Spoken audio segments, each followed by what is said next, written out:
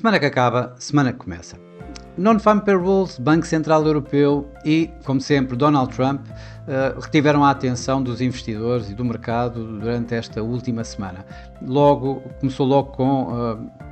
tarifas sobre o aço e o alumínio, que tinham sido anunciadas já na semana anterior, no final da semana anterior, acabaram por ser impostas, tal como anunciado nesta semana, a 4 de junho, alterando de 25% para 50% as tarifas sobre o aço e o alumínio.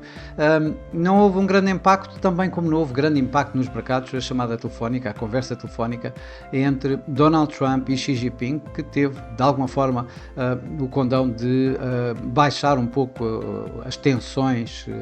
existentes entre os dois blocos e de marcar uma nova vaga de conversações relativamente a tarifas. Já de uma forma mais agressiva, assistimos a um embate entre Donald Trump e Elon Musk, que ainda não terminou, mas que até agora os mercados também têm feito de alguma forma vista grossa, ou seja, não tem tido qualquer impacto esta cisão entre estes dois ex-amigos e ex-aliados políticos. Na agenda económica era uma agenda bastante preenchida, tivemos uma agenda bastante preenchida esta semana. Começou logo com os dados da inflação na Europa, que surpreenderam em baixo. A inflação caiu de 2,2% para 1,9%, com a inflação subjacente a cair de 2,7% para 2,3%, bem abaixo daquilo que o mercado estava à espera, de uma inflação na ordem dos 2,1%, e com a inflação subjacente à volta dos 2,5%. Por outro lado, tivemos dados da economia norte-americana, muitos, nomeadamente os dados do ISM, que saíram abaixo do esperado, mas os mercados estavam à espera, essencialmente, os dados do mercado de trabalho. Começaram bem, as vagas de emprego saíram acima do que o mercado esperava.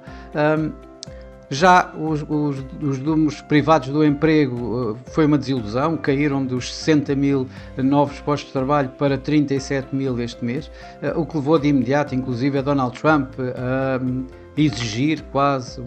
um corte de 1% nas taxas de juros por parte do Banco da Reserva Federal dos Estados Unidos, de Jerome Powell. Mas a semana terminou com os tão importantes non-farm payrolls e esses foram realmente bem acima do esperado. O mercado estava com algum receio que eles saíssem abaixo depois dos números do ADP, os números privados, mas saíram nos 139 mil novos postos de trabalho, acima dos 130 mil esperados, e, digamos, a outra parte má ou menos boa foi uma revisão em baixa dos últimos números de 177 mil para 147 mil. Por outro lado, em termos de bancos centrais, tínhamos o Banco Central Europeu. E o Banco Central Europeu fez aquilo que toda a gente esperava, ou seja, um corte de 25 pontos base, passando a taxa de depósitos dos 2,25% para os 2%. As projeções do staff vieram também um pouco abaixo das projeções de março, também como o mercado esperava, nomeadamente na inflação, que já colocam a inflação nos 2% durante este ano, o que em março colocavam a 2,3%, ou em 2026, ou seja, no próximo ano, as projeções apontam para 1,6% face a 1,9% que tinham projetado em março. Isto poderia-se considerar um evento de dovish por parte do Banco Central Europeu. No entanto, a comunicação de Christine Lagarde foi bastante mais hawkish. Acabou por dizer que estava perto do fim do ciclo, se não já no fim do ciclo, que apontou para uma pausa, talvez prolongada, da redução do corte de taxas de juros, com o mercado agora a apontar sim para uma próxima e talvez um último corte de taxas de juros lá para setembro. Isto se não houver, isto mesmo próprias palavras de Christine Lagarde, se não houver mais algum embate em termos de externo, nomeadamente a referir-se provavelmente às tarifas, como será normal. Isto acabou por levar o mercado acionista, para todos os efeitos, apesar de tudo isto, acabou por estar relativamente estável, esteve bastante calmo, bastante positivo, eu diria mesmo, e os mercados em geral terminaram positivos. com exceção do Nikkei, que vemos aqui que caiu esta semana cerca de 0,6%, os restantes mercados na Ásia terminaram positivos, tais como terminaram positivos os europeus e os americanos, com o SP500 aqui à volta de 1,5% e o Eurostoxx um pouco acima, o Eurostoxx 50 um pouco acima de 1%. Por cá, o PSI esteve em linha com os seus pares, ganhou aqui um pouco menos de 1%, suportado, digamos, por os ganhos da Galp, que esteve aqui esta semana com um ganho à volta dos 9% e pressionado, por outro lado, pelo Jerónimo Martins, que foi o título que mais caiu dentro do PSI e caiu aqui cerca de 3%. O mercado cambial também teve alguma volatilidade, embora bastante contida, e teve aqui assim alguma consolidação nestes últimos níveis. O dólar teve alguma flutuação em baixa. O índice DXY acabou por terminar a semana praticamente aos níveis que iniciou, ali ligeiramente acima dos 99, isto depois de ter feito um novo mínimo. Já o euro-dólar, que começou também a semana em alta, impulsionado pelas perdas do dólar, acabou por fazer um máximo muito perto de 1,15, impulsionado exatamente pelas palavras mais óquis de Christine Lagarde, mas acabou a semana ligeiramente acima dos níveis de início de semana, sem ter, digamos, sem ter tido uma grande semana em termos ascendentes, ou seja, acabou por terminar à volta de 1,14, ligeiramente abaixo de 1,14, depois de ter começado a semana à volta dos 1,1350. Esta semana também vimos com, digamos, algum sentimento de risco a voltar aos mercados, vimos de alguma forma tanto o franco suíço como o iene japonês a recuar dos recentes máximos, dos recentes ganhos que tinham vindo a fazer. O dólar Canadá registou perdas, ou seja, o dólar canadiano acabou por ter alguns ganhos durante esta semana, isto depois do seu Banco Central ter mantido inalterada a sua taxa de juros, dando, digamos aqui assim, mais algum suporte à sua própria moeda. Os mercados emergentes também ganharam alguma coisa com este sentimento de risco ligeiramente melhorado, e onde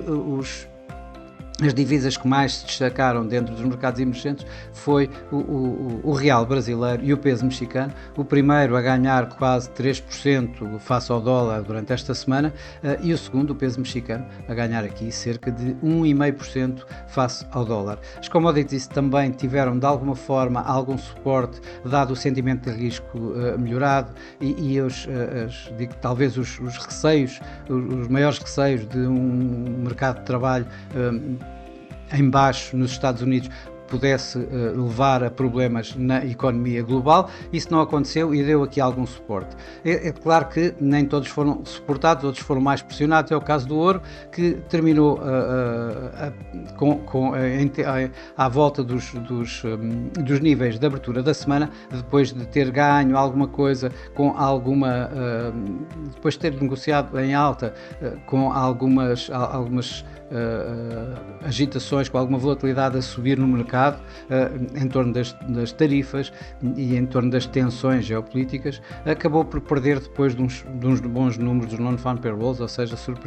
quando surpreenderam o mercado em alta, e isso acabou por levar o ouro a terminar praticamente aos níveis de abertura. Já o petróleo, depois de uma economia a mostrar-se bastante mais resiliente do que o mercado esperava, acabou por dar aqui assim suporte aos preços do petróleo. As tensões geopolíticas no Médio Oriente também acabam por dar aqui suporte a este mesmo preço do petróleo, que acabaram por o Brent acabou por ganhar esta semana cerca de 4% e o WTI bastante mais, ganhou cerca de 6% esta semana. Ora, a próxima semana, em princípio, temos aqui uma semana mais ligeira, pelo menos em termos de agenda económica, ela é mais ligeira, e onde as atenções provavelmente vão continuar nas tarifas e em Donald Trump. Esta segunda-feira temos já o começo das tais negociações entre a China e os Estados Unidos em Londres, onde o mercado vai ver o que é que daqui vai poder resultar e se com um resultado positivo poderá dar aqui um novo suporte aos mercados financeiros no geral. Por outro lado, o mercado vai estar expectante no que se vai continuando a passar na disputa entre Elon Musk e Donald Trump, e vamos ver se o mercado desta vez, esta semana, vai de facto olhar para esta situação, isto, tal como eu disse, numa semana bastante leve em termos de agenda económica, onde se destaca os dados da inflação nos Estados Unidos, em que o mercado espera que a inflação global suba dos 2,3% para os 2,5%, com a inflação subjacente a subir de 2,8%, 2,9%. Isto poderá dar aqui assim, digamos, algum suporte, inclusive ao dólar, nesta via, na medida em que afasta mais a possibilidade de um corte de taxa de juros por parte do Fed já daqui a alguns dias. Por outro lado, vamos ainda ter os dados da Universidade de Michigan, que o mercado espera alguma recuperação na confiança do consumidor e manter as expectativas de inflação tanto no curto como no mais longo prazo. Bom, e por esta semana é tudo. Desejo a todos bons negócios, uma ótima semana, e eu por mim cá estarei para a semana com mais um Semana que Acaba, Semana que Começa. Até lá!